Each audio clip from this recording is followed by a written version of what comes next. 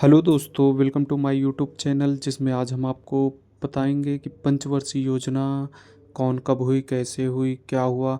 सबको बिल्कुल हिंदी में याद करने के लिए हमने एआई एनिमेशन द्वारा तैयार किया है पंचवर्षीय योजना। इस वीडियो को पूरा लास्ट तक जरूर देखें। इसी बीच हो जाए एक शायरी के साथ स्टार्ट। मंजिलें क्या हैं, रास्ता क्या है, हौसला हो तो फासला क्या है। अरे वाह, क्या बात है। बहुत ही शानदार शुरुआत की है आपने। शुक्रिया। तो देखिए, आज हमारा मकसद सिर्फ इतिहास के भारी भरकम पन्नों को रटना बिल्कुल नहीं। बिल्कुल नहीं।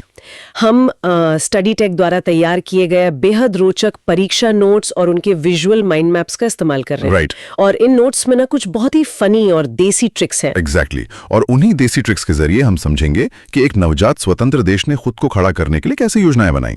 राइट। तो अगर हम आज की इस चर्चा को एक कहानी की तरह देखें तो कल्पना कीजिए कि 1947 में जब भारत आजाद हुआ तो वो एक बिल्कुल नए स्टार्टअप की तरह था।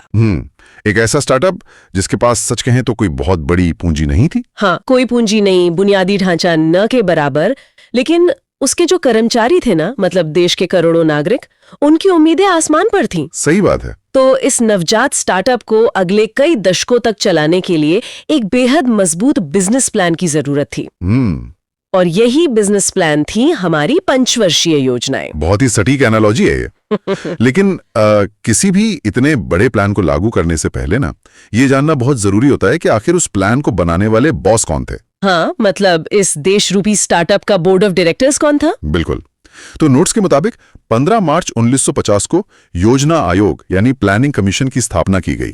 राइट। और यही वो संस्था थी जो पंचवर्षीय योजनाएं बनाती थी।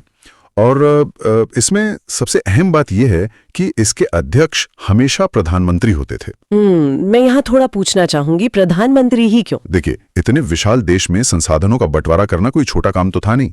इसके लिए एक ऐसा केंद्र चाहिए था जिसके पास सीधे सरकार के शीर्ष स्तर का अधिकार हो। अच्छा, ताकि कोई भी मंत्रालय इन योजनाओं को हल्के में ना ले सके। बिल्कुल सही। लेकिन इसमें एक पेज था। वो क्या? 6 अगस्त 1952 को एक और संस्था बनाई गई, राष्ट्रीय विकास परिषद, जिसे हम एनडीसी कहते हैं। हाँ, मैंने नोट्स में देखा। स्रोत में तो इसे सुपर कैबिनेट का नाम दिया गया है। लेकिन मेरी एक उलझन है। बताइए। जब योजना आयोग पहले से ही काम कर रहा था तो फिर इस एनडीसी की क्या जरूरत आ पड़ी? बहुत ही लाजवाब सवाल है। देखिए, अपनी उसी स्टार्टअप वाली एनालॉजी पर वापस चलते हैं। ठीक है। योजना आयोग सिर्फ वो कोर टीम थी जो बिजनेस प्लान का ड्राफ्ट बनाती थी। लेकिन उसे फाइनल पास करने की या अप्रूव करने की जो असली ताकत थी ना, वो एनडीसी के पास थी। ओह, तो मतलब ये एक तरह का चेक एंड बैलेंस सिस्टम था। एग्जैक्टली। एनडीसी में सभी राज्यों के मुख्यमंत्री शामिल होते थे। अब क्योंकि योजनाओं को जमीन पर तो राज्यों को ही लागू करना है ना। हाँ, दिल्ली के कमरे में बैठ के पूरे देश का फैसला तो नहीं हो सकता। बिल्कुल। इसीलिए राज्यों की सीधी भागीदारी की वजह से ही एनडीसी को सुपर कैबिनेट कहा गया। समझ गई। तो बॉस तय हो गए, अब बारी थी पहले कदम की। हमारी पहली पंचवर्षीय योजना 1951 से 1956 तक चली। सही। और स्टडी टेक के नोट्स इसे खेत खलियान का दौर कहते हैं। मतलब इसका लॉजिक भी बहुत सीधा है। एक भूखे और नव स्वतंत्र राष्ट्र की सबसे पहली प्राथमिकता खाना और खेती ही तो होगी ना। बिना खाद्य सुरक्षा के आप किसी और चीज के बारे में सोच भी नहीं सकते। बिल्कुल। और इस पहली योजना का जो मॉडल था वो हेरोड डोमर मॉडल था। और यहीं पर स्रोत में दी गई वो पहली देसी ट्रिक आती है जो मुझे बहुत मजेदार लगी। हाँ, वो ट्रिक सच में बहुत अच्छी है। तो ट्रिक ये है कि किसान ने अपने खेत में हरा भरा डामर बिछा दिया। हरा भरा डामर? हाँ, हरा भरा से हेरोड और डामर से डोमर। मतलब ये कितनी आसानी से याद हो जाता है। ये ट्रिक्स वाकई बहुत कमाल की हैं। लेकिन इस मॉडल के पीछे का अर्थशास्त्र भी बहुत दिलचस्प है। वो कैसे? हेरोड डोमर मॉडल मुख्य रूप से इस बात पर टिका था कि देश में बचत कितनी है और निवेश कितना हो रहा है। तो सरकार ने क्या किया, जो मौजूद है यानी कृषि, उसी में निवेश किया। अच्छा, ताकि खेती से उत्पादन बढ़े, फिर बचत हो और उस बचत को हम आगे उद्योगों में लगा सकें। एग्जैक्टली। और इसी दौर में भाखड़ा नांगन, हीराकुंड और दामोदर घाटी जैसी विशाल बांध परियोजनाएं शुरू हुई। राइट। और ये बांध सिर्फ पानी रोकने के लिए नहीं थे, इनसे जल विद्युत भी बननी थी जो आगे चलकर फैक्ट्रियों को चलाने वाली थी। बिल्कुल सही। तो जब पेट थोड़ा भर गया तब देश को महसूस हुआ कि सिर्फ खेती के सहारे दुनिया से कदम नहीं मिलाए जा सकते। हाँ, बुनियादी ढांचे की जरूरत थी। तो 1956 से 1961 तक जो दूसरी पंचवर्षीय योजना आई, उसका फोकस पूरी तरह से भारी उद्योगों पर शिफ्ट हो गया। मतलब खेत खलियान से फोकस शिफ्ट होकर सीधा फैक्ट्री के धुएं तक पहुंच गया। बिल्कुल। और इस बड़े बदलाव के पीछे जो मॉडल था वो पीसी महालनोबिस का मॉडल था। और इसके लिए भी हमारे पास एक बढ़िया ट्रिक है। हाँ बताइए। उद्योग लगाने के लिए एक महान आदमी चाहिए, तो महान से हो गया महालनोबिस। बहुत बढ़िया। महालनोबिस का विजन ये था कि सिर्फ उपभोक्ता वस्तुएं बनाने से काम नहीं चलेगा, हमें वो मशीनें बनानी होंगी जो आगे चीजें बनाएंगी, मतलब लॉन्ग टर्म आत्मनिर्भरता। लेकिन भारी उद्योग लगाने के लिए तो भारी पैसा और तकनीक चाहिए ना, जो हमारे पास उस वक्त था ही नहीं। और यहीं से शुरू होता है असली कूटनीतिक खेल, जिसे स्टडी टेक ने द मास्टर ट्रिक कहा है। इस्पात कारखानों वाली ट्रिक। हाँ, दूसरी योजना में 3 बड़े स्टील प्लांट लगे। ट्रिक है भीरू, राज, दुबे। भीरू, राज, दुबे, इसको थोड़ा डिकोड करते हैं। तो भीरू का मतलब है भिलाई का कारखाना, जो रूस की मदद से लगा। अच्छा। राज मतलब राउरकेला का कारखाना, जो जर्मनी की मदद से लगा। और दुबे यानी दुर्गापुर का कारखाना, जो ब्रिटेन की मदद से लगा। ये तो कमाल है, मतलब ट्रिक से याद करना कितना आसान हो जाता है। लेकिन इसके पीछे की कूटनीति क्या थी? कूटनीति ये थी कि उस समय दुनिया शीत युद्ध के दौर में थी। अमेरिका और रूस के अपने अपने खेमे थे। हाँ, कोल्ड वॉर चल रहा था। तो जब रूस भिलाई में प्लांट लगाने को राजी हुआ, तो पश्चिमी देशों को घबराहट हो गई कि कहीं भारत पूरी तरह रूस के पाले में न चला जाए। ओह, तो मतलब इसी होड़ में जर्मनी और ब्रिटेन भी राउरकेला और दुर्गापुर में प्लांट लगाने के लिए तुरंत तैयार हो गए। बिल्कुल। भारत ने इन महाशक्तियों के बीच क्या गजब का संतुलन बनाया और अपने देश में उद्योग खड़े कर लिए। सच में ये तो बहुत ही स्मार्ट मूव था। तो शुरुआती 10 साल तो सब कुछ बहुत अच्छा चल रहा था। हाँ बिल्कुल। लेकिन फिर कहानी में एक डार्क फेज आता है। स्रोत में तीसरी पंचवर्षीय योजना को, जो 1961 से 1966 तक चली, उसे सबसे बड़ी फ्लॉप कहा गया है। ऐसा क्या हुआ था? देखिए, ये योजना जॉन सैंडी और सुखमय चक्रवर्ती के मॉडल पर थी, जिसे गाडगिल योजना भी कहते हैं। लक्ष्य था आत्मनिर्भरता। लेकिन इसी दौरान भारत को एक के बाद एक 3 इतने बड़े झटके लगे कि पूरी अर्थव्यवस्था चरमरा गई। 3 झटके? हाँ, सबसे पहला था 1962 का भारत चीनी युद्ध। किसी को इसकी उम्मीद नहीं थी। रातों रात विकास का पैसा हथियारों की तरफ मोड़ना पड़ा। ओह, ये तो बहुत बड़ा झटका था। और अभी हम समझ भी नहीं पाए थे कि 1965 में भारत पाकिस्तान युद्ध हो गया। मतलब रक्षा बजट तो एकदम आसमान छू गया होगा। बिल्कुल। और मानो इतने युद्ध काफी नहीं थे, प्रकृति ने भी कहर बरपा दिया। 1966 में देश ने भयंकर सूखे का सामना किया। फसलें पूरी तरह बर्बाद हो गई। हाँ, मैंने पढ़ा है कि वो ऐसा दौर था जब हमें अमेरिका से लाल गेहूं मंगाना पड़ता था। सही कहा। हालांकि इसी बीच 1964 में रूस की मदद से बोकारो स्टील प्लांट भी लगा, लेकिन कुल मिलाकर ये योजना फेल ही रही। और शायद यही वजह थी कि इसके बाद 3 साल तक कोई योजना बनी नहीं पाई, जिसे योजनावकाश या प्लान हॉलिडे कहा गया। एग्जैक्टली। 1966 से 1969 तक सिर्फ एक साल की योजनाएं चली, क्योंकि लगातार युद्ध और सूखे ने संसाधन ही नहीं छोड़े थे। लेकिन जब मैं ये नोट्स पढ़ रही थी ना, तो इसी डार्क फेज में मुझे एक बड़ा आहा मोमेंट मिला। अच्छा, वो क्या? इन 3 सालों को भले ही खाली समय कहा गया हो, लेकिन इसी मुश्किल समय में भारत में द गेम चेंजर आया। मतलब 1966-67 की हरित क्रांति। अरे बिल्कुल, ग्रीन रेवोल्यूशन। हाँ, जिसने भारत को गेहूं के मामले में पूरी तरह आत्मनिर्भर बना दिया। मतलब अंधकार में एक बहुत बड़ी उम्मीद की किरण। ये सच में एक गेम चेंजर था। जब अनाज की पैदावार बढ़ी तो देश का आत्मविश्वास वापस लौटा। राइट। और इसी नए आत्मविश्वास के साथ वापसी होती है चौथी पंचवर्षीय योजना की, जो 1969 से 1974 तक चली। ये अशोक रुद्रा और एलन मन्ने के मॉडल पर थी।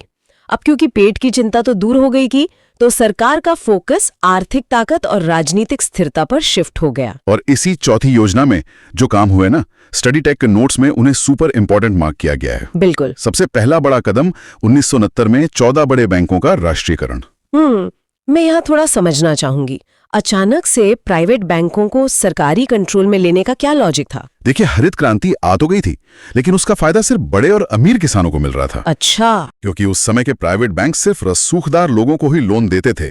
एक छोटे किसान को ट्रैक्टर या बीज के लिए लोन मिलना लगभग नामुमकिन था। ओह, तो सरकार को बैंकिंग का स्टीयरिंग अपने हाथ में लेना पड़ा ताकि छोटे किसानों तक पैसा पहुंच सके। एग्जैक्टली। और ये कदम सिर्फ इकोनॉमी तक सीमित नहीं था। हाँ, अगर मैं अपनी एनालॉजी दूं ना, तो ये वो दौर था जब भारत सिर्फ अपने पैरों पर खड़ा नहीं हो रहा था, बल्कि अपनी मसल्स फ्लेक्स कर रहा था। बिल्कुल सही शब्द चुना आपने। क्योंकि 1969 में ही इसरो की स्थापना हुई। मतलब हम अंतरिक्ष की तरफ देख रहे थे। और फिर 1974 में भारत का पहला परमाणु परीक्षण, स्माइलिंग बुद्धा। आप उस सफर को देखिए।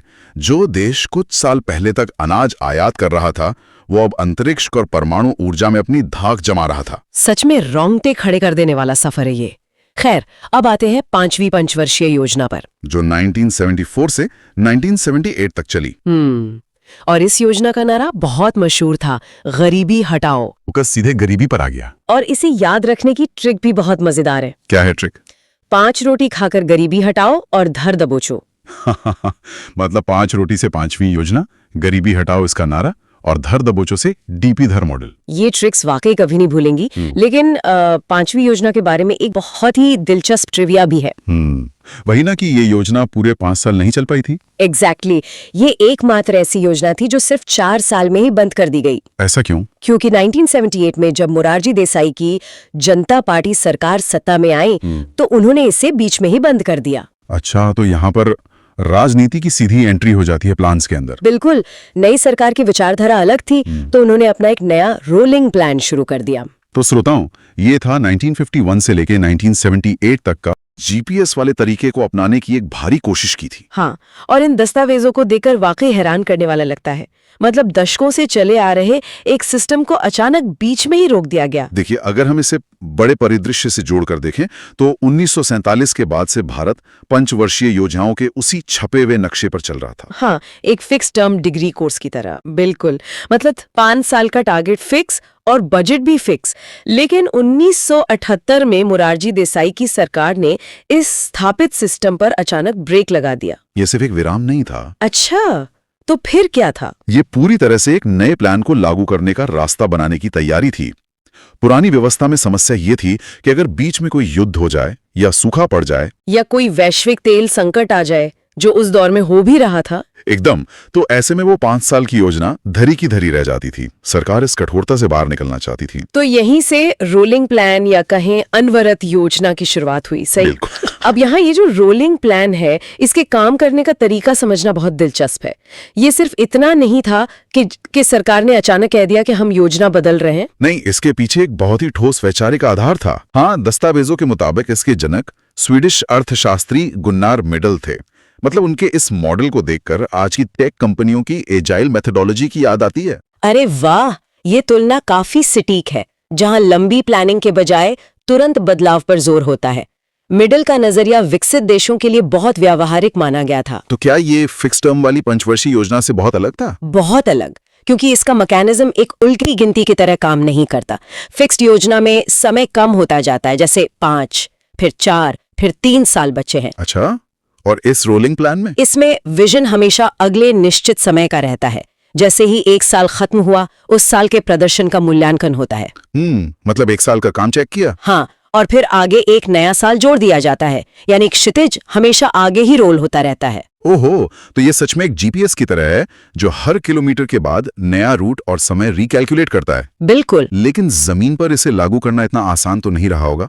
मान लीजिए कोई बड़ा डैम बनाना है जिसे 10 साल लगेंगे। हाँ, ये एक बहुत बड़ी चुनौती थी। अगर हर साल बजट और प्राथमिकताओं को रोल या रिव्यू किया जाने लगे तो ठेकेदारों और निवेशकों में तो अफरा तफरी मच जाएगी ना। और यही इस मॉडल की सबसे बड़ी खामी साबित हुई। ऐतिहासिक दस्तावेजों में इसकी काफी आलोचना मिलती है। मिडल का सिद्धांत कागज पर तो बेहतरीन था कि तुरंत बदलती परिस्थितियों के हिसाब से ढल जाया जाए। सही, लेकिन असलियत में हर साल पूरे देश का नया डेटा इकट्ठा करना, मूल्यांकन करना और फिर से लक्ष्य तय करना, ये तो एक प्रशासनिक दुस्वप्न बन गया होगा एक इतनी विशाल अर्थव्यवस्था के लिए। बिल्कुल बन गया था। इससे वो दीर्घकालिक निश्चितता खत्म होने लगी, जो बड़े निवेश के लिए बहुत जरूरी होती है। और शायद यही वजह है कि ये जो रोलिंग प्लान था वो सिर्फ 1980 तक ही चल पाया। हाँ, जब नई सरकार आई तो उन्होंने वापस उसी पुराने पंचवर्षीय योजना वाले ट्रैक को अपना लिया। लेकिन 1978 से 80 के बीच का ये छोटा सा दौर ये समझने के लिए महत्वपूर्ण है कि किसी भी देश का आर्थिक नियोजन पूरी तरह से अपरिवर्तनीय नहीं होता। एकदम। इस प्रयोग ने ये साबित कर दिया कि बड़े सिस्टम्स को भी नए नेतृत्व और नए विचारों के साथ मोड़ा जा सकते ना। हमें सबसे पहले 1980s के दशक के उस माहौल में जाना होगा जब भारत की स्थिति आज से बिल्कुल अलग थी। एग्जैक्टली। देश तब अपनी बहुत ही बुनियादी कमियों से लड़ रहा था। हमारे सोर्स नोट्स छठी पंचवर्षीय योजना से सफर को उठाते हैं, जिसका समय था 1980 से 1985 तक। अच्छा, तो इसका मेन फोकस क्या था? इसका फोकस बहुत ही सीधा था, गरीबी उन्मूलन और रोजगार, मतलब गरीबी हटाओ। उस वक्त देश में कोई बड़ी आईटी कंपनियां नहीं थी। हाँ, सर्विस सेक्टर का कोई बूम नहीं था तब। बिल्कुल नहीं। असली भारत गांवों में बसता था और वहीं सबसे ज्यादा गरीबी थी। तो अगर हम छठी योजना के गेम चेंजर कदमों को देखें तो 1980 में IRDP यानी एकीकृत ग्रामीण विकास कार्यक्रम और ट्राइसेम की शुरुआत हुई थी। हाँ, ये बहुत बड़े कदम थे। एक और बड़ा फैसला हुआ था 1980s में, 6 और बड़े बैंकों का राष्ट्रीयकरण यानी नेशनलाइजेशन किया गया। 14 बैंकों का तो पहले ही हो चुका था। सही कहा। लेकिन यहाँ एक सवाल दिमाग में आता है, सरकार सिर्फ लोगों को पैसा क्यों नहीं बांट रही थी? ये ट्राइसम जैसे प्रोग्राम और बैंकों को कंट्रोल में लेने की क्या जरूरत आ पड़ी थी? क्योंकि सिर्फ पैसा बांटना कभी भी अर्थव्यवस्था का परमानेंट इलाज नहीं होता। देखिए, ट्राइसम का पूरा नाम था training of rural youth for self employment. मतलब युवाओं को ट्रेनिंग देना। एग्जैक्टली। इसका मूल विचार ये था कि गांव के युवाओं को केवल आर्थिक मदद देने के बजाय उन्हें अपना काम शुरू करने के लिए हुनरमंद बनाया जाए। अच्छा, वो मछली देने के बजाय मछली पकड़ना सिखाने वाला मॉडल। बिल्कुल वही। अरे। और जहां तक बैंकों के राष्ट्रीयकरण की बात है ना, तो उसका एक बहुत ठोस कारण था। वो क्या? उस समय प्राइवेट बैंक सिर्फ बड़े शहरों और बड़े उद्योगपतियों को ही कर्ज देते थे। क्योंकि वहां रिस्क कम था। गांवों, किसानों और छोटे कारोबारियों तक पैसा पहुंच ही नहीं रहा था। तो राष्ट्रीयकरण करके सरकार ने उस पूंजी की दिशा को ग्रामीण भारत की तरफ मोड़ दिया ताकि इकोनॉमी की निचली नसों में भी खून दौड़ सके। वाह। और यहीं पर हमारे नोट्स में एक बहुत ही मजेदार चीज आती है जिसे एग्जामिनर का जाल कहा गया है। अच्छा, कौन सा जाल? अक्सर इतिहास पढ़ते समय लोग ये मान लेते हैं कि गरीबी हटाओ का जो मशहूर नारा था वो इसी छठी योजना का हिस्सा था। क्योंकि सारा काम तो गरीबी पर ही हो रहा था छठी योजना में। बिल्कुल, लेकिन हकीकत में स्रोत बताते हैं कि यह नारा एक योजना पहले यानी 5वीं योजना में ही दे दिया गया था। अरे। लेकिन इसका असली कार्यान्वयन मतलब जमीनी स्तर पर नीतियां बनाना और बजट देना वो छठी योजना में जाकर शुरू हुआ। तो ये ना राजनीति और अर्थशास्त्र के बीच के फर्क का एक बहुत बढ़िया उदाहरण है। वो कैसे? मतलब राजनीतिक मंच से एक नारा देना एक बात है, लेकिन उस नारे को जमीन पर उतारने के लिए पूरा प्रशासनिक ढांचा तैयार करना वो बिल्कुल अलग बात है। हाँ, वो ढांचा छठी योजना में बना। एग्जैक्टली। तो जब गरीबी से लड़ने का ये ढांचा तैयार हो गया तो अगली जरूरत थी उत्पादकता यानी प्रोडक्टिविटी बढ़ाना, जो हमें 7वीं योजना की तरफ ले जाता है। बिल्कुल। 1985 से 1990 तक इसका नारा था रोजी, रोटी और उत्पादकता, यानी वर्क, फूड और प्रोडक्टिविटी। इसे जॉन डब्ल्यू मिलर मॉडल पर आधारित बताया जाता है। इसका मतलब था कि अब सिर्फ जिंदा नहीं रहना है बल्कि इन्वेस्टमेंट करके अपनी उत्पादन क्षमता को भी बढ़ाना है। यहाँ जो बात सबसे ज्यादा रोमांचित करती है वो ये है कि 7वीं योजना के काम हमारी इकोनॉमी के एक बहुत बड़े ट्रांजिशन को दिखाते हैं। जैसे कि एक तरफ 1989 में जवाहर रोजगार योजना शुरू हुई जो गांव में रोजगार गारंटी का एक बड़ा कदम था, लेकिन उसी वक्त कुछ और भी हो रहा था। हाँ, 1988 में SCB की स्थापना। बिल्कुल, शेयर बाजार को रेगुलेट करने के लिए, और 1986 में स्पीड पोस्ट की भी शुरुआत हुई। सेबी वाला पॉइंट सच में बहुत बड़ा है। अगर कोई इसे आम जिंदगी से जोड़े तो ये ऐसा है जैसे पहले आपने घर की टपकती छत को ठीक किया, राशन पानी का इंतजाम किया, जो छठी योजना का काम था। हाँ, और फिर जब घर सुरक्षित हो गया तो उसी घर के एक कमरे में अपना एक नया बिजनेस शुरू कर दिया, जो 7वीं योजना की उत्पादकता और सेबी से मेल खाता है। बिल्कुल। लेकिन 1988 में अचानक सेबी की जरूरत क्यों पड़ गई? क्योंकि उस समय भारत का शेयर बाजार ना एक तरह से वाइल्ड वेस्ट बन चुका था। कोई नियम कानून नहीं थे। हाँ, इकोनॉमी थोड़ी खुल रही थी, नए लोग पैसा लगा रहे थे, लेकिन सख्त नियम नहीं थे। कंपनियों द्वारा निवेशकों के साथ धोखाधड़ी करना बहुत आसान था। बाप रे। तो एक रेफरी की जरूरत थी जो आम लोगों की जीवन भर की कमाई को डूबने से बचा सके। सेबी का आना ये बता रहा था कि भारत अब एक आधुनिक बाजार की ओर कदम बढ़ा रहा है। और पता है, इसे याद रखने के लिए हमारे नोट्स में एक बहुत ही मजेदार देसी ट्रिक दी गई है। क्या है वो ट्रिक? ट्रिक ये है, हफ्ते के 7 दिन इंसान को रोजी रोटी कमानी पड़ती है और अपना पैसा सेबी वाले शेयर बाजार में लगाना पड़ता है। अरे वाह, ये तो बहुत बढ़िया है ना? नंबर 7 से 7वीं योजना, रोजी रोटी से उसका नारा और सेबी से उसका सबसे बड़ा कदम, एक ही लाइन में पूरी कहानी। ये वाकई एक शानदार तरीका है। और देखिए, इस 7वीं योजना के खत्म होते होते भारत 90 के दशक की दहलीज पर खड़ा था। एक ऐसा दशक जिसने पूरी आर्थिक तस्वीर बदल दी। बिल्कुल। 1990 का दशक आते आते दुनिया और भारत तेजी से बदल रहे थे। 1991 के जो ऐतिहासिक LPG रिफॉर्म्स थे, उदारीकरण, निजीकरण और वैश्वीकरण, हाँ, उन्होंने भारतीय अर्थव्यवस्था के दरवाजे पूरी दुनिया के लिए खोल दिए। लाइसेंस राज खत्म हो रहा था और इसी पृष्ठभूमि में 1992 से 1997 तक 8वीं पंचवर्षीय योजना आई। इसकी थीम तो पहले से बिल्कुल ही अलग थी। क्या थीम थी? इंसान ही सबसे बड़ी पूंजी है, मतलब पूरा फोकस मानव संसाधन विकास यानी HRD पे शिफ्ट हो गया। शिक्षा, स्वास्थ्य और रोजगार पर। हाँ, 1993 में इसी के तहत प्रधानमंत्री रोजगार योजना की शुरुआत हुई थी। और पता है, 8वीं योजना का ये फोकस कोई अचानक लिया गया फैसला नहीं था। तो क्या था? ये दरअसल 1991 के LPG रिफॉर्म्स की सीधी मांग थी। मतलब जब हमने इकोनॉमी को विदेशी कंपनियों के लिए खोल दिया तो उन्हें काम करने के लिए क्या चाहिए था? अच्छे एम्प्लॉइज। एग्जैक्टली, कुशल मजदूर, पढ़े लिखे इंजीनियर और एक स्वस्थ वर्कफोर्स। अगर हमारे पास अच्छी शिक्षा का ढांचा नहीं होता तो विदेशी निवेश आकर भी वापस लौट जाता। अच्छा, तो इंसानी सबसे बड़ी पूंजी है, ये सिर्फ कोई फिलॉसफी नहीं थी। बिल्कुल नहीं, ये उस वक्त की सबसे बड़ी आर्थिक जरूरत थी। और ये रणनीति काम भी कर गई। डेटा बताता है कि 8वीं योजना एक बहुत बड़ी हिट थी। लक्ष्य 5.6% ग्रोथ का था, लेकिन वास्तविक विकास दर 6.8% रही। विदेशी निवेश आ रहा था, उद्योग लग रहे थे, लेकिन अब यहाँ मेरे दिमाग में एक बड़ा सवाल आता है। हाँ, बताइए। अगर 8वीं योजना इतनी बड़ी हिट थी, सब कुछ इतना अच्छा चल रहा था, हाँ? तो फिर उसके तुरंत बाद आने वाली 9वीं योजना बुरी तरह फ्लॉप क्यों हो गई? ये बहुत अच्छा सवाल है। क्या हम ओवर कॉन्फिडेंट हो गए थे? मतलब 1991 के रिफॉर्म्स ऐसे थे जैसे किसी बंद और घुटन भरे कमरे की खिड़कियां खोल दी हों। हाँ, ताजी हवा तो आई, लेकिन खिड़की खुलने से बाहर जो तूफान चल रहे थे, उनका खतरा भी तो घर के अंदर तक आ गया ना। एग्जैक्टली। ये खिड़की खोलने वाली एनालॉजी बिल्कुल सटीक है। 9वीं योजना जो 1997 से 2002 तक चली, वो ठीक उसी वैश्विक तूफान का शिकार हो गई थी। जबकि इसका नारा तो बहुत अच्छा था, सामाजिक न्याय और समानता के साथ आर्थिक विकास। नारा शानदार था, लेकिन ये योजना फ्लॉप रही और इसका कारण भारत के अंदर नहीं बल्कि बाहर था। 1997 का एशियाई वित्तीय संकट। तो ये एशियाई संकट आखिर था क्या, जिसने हमारे प्लान्स को पटरी से उतार दिया? तो 1997 में ना दक्षिण पूर्व एशिया के देशों में जैसे थाईलैंड, इंडोनेशिया, साउथ कोरिया, वहां एक भयंकर आर्थिक मंदी आ गई। अच्छा। विदेशी निवेशकों में पैनिक फैल गया। उन्होंने उन बाजारों से अपना पैसा तेजी से निकालना शुरू कर दिया। और क्योंकि 1991 के बाद भारत भी ग्लोबल इकोनॉमी से जुड़ चुका था, तो हम भी उस पैनिक से बच नहीं पाए। बिल्कुल, भारत के एक्सपोर्ट्स को भारी चोट पहुंची, विदेशी निवेश गिर गया। ये इस बात का बहुत कड़वा सबूत था कि वैश्वीकरण का मतलब सिर्फ फायदे लेना नहीं है। हाँ, दुनिया के किसी भी कोने में अगर कोई आर्थिक सुनामी आती है तो उसके झटके आपको भी सहने पड़ेंगे। सही कहा। वैसे 9वीं योजना की थीम को याद रखने की भी एक देसी ट्रिक है हमारे पास। अच्छा? हाँ, 9 का मतलब है न्याय।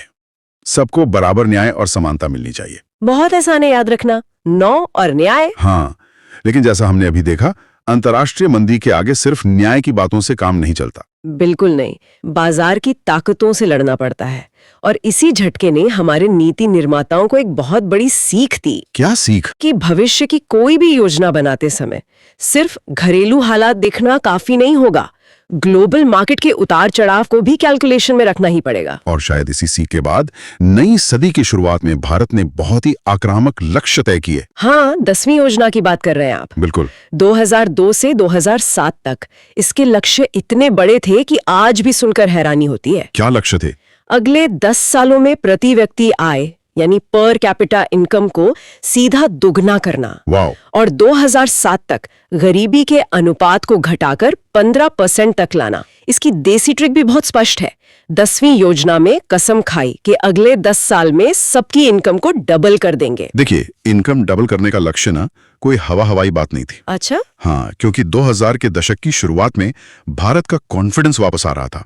IT सेक्टर का जबरदस्त बूम था। हाँ, हम दुनिया का बैक ऑफिस बन रहे थे। एग्जैक्टली। विदेशी मुद्रा भंडार तेजी से बढ़ रहा था, तो योजनाकारों को लगा कि अब हम इकोनॉमी का साइज बहुत तेजी से बढ़ा सकते हैं। पर यहाँ बात सच में दिलचस्प हो जाती है। कैसे? मतलब कागज पर इनकम डबल करने की बात करना और GDP के बड़े बड़े नंबर देखना बहुत अच्छा लगता है, लेकिन क्या वो पैसा सच में जमीनी स्तर तक पहुंचा? ये एक बहुत वैलिड सवाल है। क्या जो बूम बैंगलोर के IT सेक्टर में था, उसका फायदा किसी गांव के मजदूर को मिल रहा था? क्या वो ट्रिकल डाउन इफेक्ट के ऊपर पैसा बरसेगा तो छन कर नीचे भी आएगा, क्या वो सच साबित हुआ? पूरी तरह से नहीं। क्या इसीलिए 10वीं के बाद जब 11वीं योजना आई 2007 से 2012 के बीच, तो उसमें सिर्फ ग्रोथ शब्द से काम नहीं चला? हाँ, उसका नारा था तीव्रतम एवं समावेशी विकास। एग्जैक्टली। समावेशी यानी इंक्लूसिव ग्रोथ। आप बिल्कुल सही पॉइंट पे पहुंचे हैं। नीति निर्माताओं को एहसास हो गया था कि सिर्फ जीडीपी बढ़ने से समाज की बुनियादी समस्याएं हल नहीं होंगी। अमीर और गरीब के बीच की खाई बढ़ रही थी। ट्रिकल डाउन इफेक्ट किताबों में ही अच्छा लगता है। हाँ, तेज ग्रोथ तो चाहिए थी, लेकिन साथ ही एक सोशल सेफ्टी नेट की सख्त जरूरत थी, ताकि जो लोग पीछे छूट गए हैं उन्हें मुख्य धारा में लाया जा सके। और हमारे डेटा नोट्स इस बात को साबित करते हैं। एक मास सवाल बनता है कि इतिहास में सबसे ज्यादा विकास दर किस योजना की रही? 11वीं योजना की। बिल्कुल, लगभग 8% की रिकॉर्ड ग्रोथ। लेकिन ध्यान देने वाली बात यह है कि इसी दौरान एक बहुत बड़ा सामाजिक कदम भी उठाया गया। शिक्षा का अधिकार। हाँ, राइट टू एजुकेशन यानी आरटीई 2009 पास हुआ। ये बताता है कि सिर्फ फैक्ट्रियां नहीं लग रही थी, सामाजिक सुरक्षा का ढांचा भी बन रहा था। और पता है, शिक्षा का अधिकार उसी समावेशी विकास का सबसे बड़ा उदाहरण है। वो कैसे? इसे सिर्फ एक सामाजिक कदम मत मानिए, ये एक बहुत बड़ा आर्थिक निवेश भी था। मतलब लॉन्ग टर्म में। हाँ, अगर एक बड़ी आबादी अनपढ़ या अकुशल रह गई तो वो पूरी अर्थव्यवस्था पर बोझ बन जाएगी ना। बुनियादी शिक्षा को अधिकार बनाकर ये तय किया गया कि इस 8% ग्रोथ का फायदा अगली पीढ़ी को भी मिले। बहुत सही बात है। और अब हम इस सफर के अंतिम अध्याय पर पहुंचते हैं। 12वीं योजना। हाँ, 11वीं योजना में हमने सबसे तेज ग्रोथ हासिल कर ली। तो अगली चुनौती थी उस ग्रोथ को लंबे समय तक बनाए रखना, वो भी बिना पर्यावरण को बर्बाद किए। एग्जैक्टली। और यहीं से 12वीं पंचवर्षीय योजना शुरू होती है, 2012 से 2017। इसका नारा था तीव्र, अधिक समावेशी और धारणीय विकास। मतलब सस्टेनेबल। हाँ, 11वीं योजना से अलग इसमें ये धारणीय या सस्टेनेबल शब्द जोड़ा गया था। और ये सस्टेनेबल शब्द जुड़ना उस वक्त की सबसे बड़ी मांग थी, क्योंकि 2010 के बाद जलवायु परिवर्तन, पानी की कमी, ये सब ग्लोबल चिंताएं बन चुकी थीं। विकास ऐसा हो जो भविष्य की पीढ़ियों का नुकसान ना करे। बिल्कुल। आप कोयला जलाकर कुछ साल तो तेज ग्रोथ पा सकते हैं, लेकिन लंबे समय में वो इकोनॉमी को ही खत्म कर देगा। सही है। लेकिन इस 12वीं योजना का ना एक अलग ही एंड गेम था। वो कैसे? 2014 में सरकार बदली और 2015 में 65 साल पुराने योजना आयोग को खत्म करके नीति आयोग को ला दिया गया। हाँ, ये एक ऐतिहासिक बदलाव था। इसके साथ ही 5 ईयर प्लान्स का वो युग हमेशा के लिए खत्म हो गया। और इसकी देसी ट्रिक भी बहुत मजेदार है। 12वीं में धारणीय मतलब धैर्य रखो, बस ये आखिरी है। ये ट्रिक तो बिल्कुल परफेक्ट है। लेकिन एक बात बताइए, 65 साल पुराने इतने स्थापित सिस्टम को अचानक बदलने की क्या जरूरत पड़ गई? क्या योजना आयोग पूरी तरह फेल हो गया था? देखिए, फेल नहीं हुआ था, लेकिन वो ना समय के साथ इर्रेलेवेंट यानी अप्रासंगिक हो गया था। अच्छा। हाँ, योजना आयोग टॉप डाउन प्लानिंग पर काम करता था। मतलब दिल्ली में बैठ के कुछ एक्सपर्ट्स पूरे देश के लिए नीतियां बनाते थे और फिर राज्यों को पैसा दिया जाता था। बिल्कुल। 1950 के दशक में ये ठीक था, लेकिन 2015 आते आते भारत के राज्य आर्थिक रूप से बहुत मजबूत और डाइवर्स हो चुके थे। हाँ, सबकी अपनी अलग जरूरतें थी। केरला की इकोनॉमी और शिक्षा का स्तर बिहार या गुजरात की औद्योगिक जरूरतों से बिल्कुल अलग था। तो पूरे देश के लिए वो वन साइज फिट ऑल वाला मॉडल अब काम नहीं कर रहा था। मतलब जो जूता एक राज्य को फिट आता था वो दूसरे के लिए या तो बहुत छोटा था या बहुत बड़ा। एग्जैक्टली।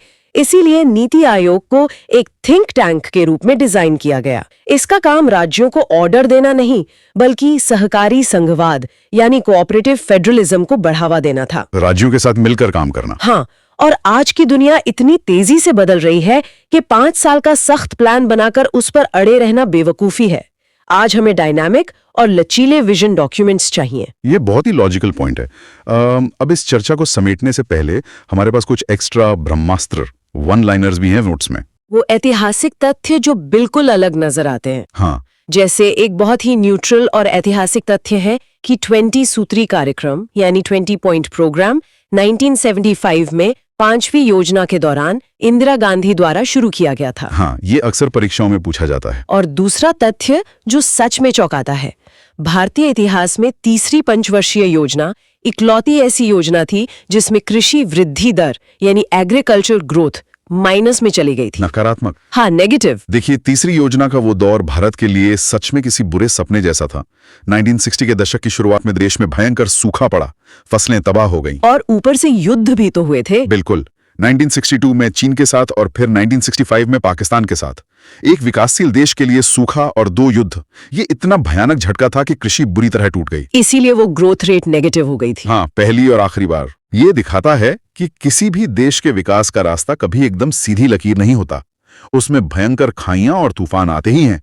बिल्कुल सही। तो इन सब का आखिर मतलब क्या है? अगर हम इस पूरी चर्चा को समेटें तो 80 के दशक की छठी योजना में बुनियादी रोजगार से जो सफर शुरू हुआ, वो मानव संसाधन से गुजरते हुए 11वीं योजना की 8% ग्रोथ तक पहुंचा और फाइनली 12वीं योजना के सस्टेनेबल डेवलपमेंट पर आकर रुका। ये सिर्फ किताबों में बंद अर्थशास्त्र नहीं है, ये एक देश के धीरे धीरे महाशक्ति बनने की दास्तान है। उसी इमारत की कहानी जिसकी नींव दशकों की मेहनत से पक्की की गई, और नीति आयोग का आना बताता है कि अब उस इमारत को ऊपर ले जाने के लिए नए लचीले ब्लूप्रिंट्स की जरूरत है। बिल्कुल सही। और इसी के साथ हम एक बहुत ही गहरे सवाल पर पहुंचते हैं, एक विचार जो हम श्रोताओं के लिए छोड़ना चाहते हैं। वो क्या? अब जब हमारे पास कोई पंचवर्षीय योजनाएं नहीं हैं, तो 50 साल बाद इतिहासकार आज के इस आर्थिक दौर को कैसे देखेंगे? ये सोचने वाली बात है। क्या लंबी अवधि के मेगा प्लान्स का खत्म होना हमारे लिए सच में एक वरदान है, या हमने खुद को एक सख्त अनुशासन में रखने की वो पुरानी आदत छोड़ दी है? मतलब क्या बिना किसी 5 साल के सख्त ब्लूप्रिंट के सिर्फ हालात के हिसाब से फ्लोर बनाते जाना सुरक्षित है? एग्जैक्टली। या फिर यही लचीलापन आज के तेजी से बदलते वैश्विक मौसम में हमें टिके रहने की ताकत देता है? इस विचार के साथ आज की इस गहन चर्चा को हम यहीं विराम देते हैं। ज्ञान के इन पन्नों को पलटते रहिए और सबसे जरूरी बात, सवाल पूछते रहिए।